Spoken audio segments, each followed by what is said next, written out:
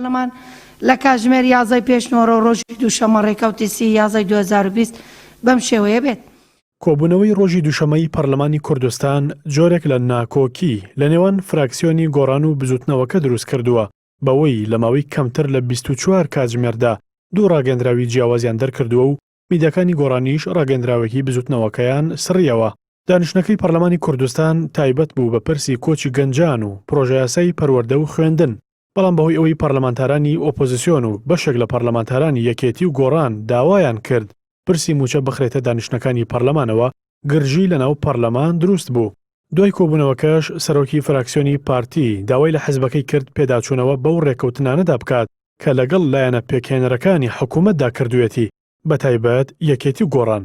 دوای ئەوەی ژووری ڕۆژنامەوانی بزوتنەوەی گۆڕان ڕاگەندراوێکی بڵاو کردەوە و ڕایگەیاند هەڵوێستی فەرمی لەلایەن بزوتنەوەی گۆڕانەوە بڵاو دەکرێتەوە و هەموو لێدوان و دەربڕینێکی دیکەی سیاسی کە لەلایەن بەرپرسانی حیزبی و حکومی و پەرلەمانتارانەوە بۆ میدیاکان دەدرێت گزارش لە ڕای فەرمی بزوتنەوەی گۆڕان ناکات.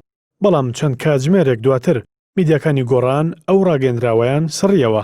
دوای ئەوەش فراکسیۆنی گۆڕان لە پەرلەمانی کوردستان ڕاگەندراوێکی بڵاو کردەوە و ڕایگەیاند بزوتنەوەی گۆڕان تەنیا بە مەبەستی چاکسازی و ڕاستکردنەوەی باری لاسەنگی دارایی و شەفافیت لە داهات و بنەبڕکردنی گەندەڵی و قاچاقچێتی ڕێکەوتنی ئەنجامداوە و بەشداری لە حکوومەت کردووە.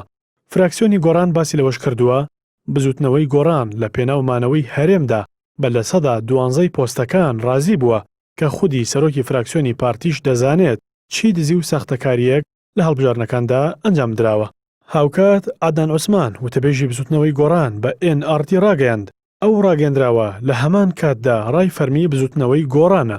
بەڵام شیرین ئەمین ئەندامی پەرلەمانی کوردستان لەبارەی ڕاگەندراوەکەی فراکسیۆنی گۆڕانەوە بە NRT وت دەبوو بەیاننامەکە زووتر دەربکرایە نەک وەک ئەوەی سەرەتا بەیاننامەیەکیان دەرکرد و ئەوانیان بێبەری کرد لە بزوتنەوەکە.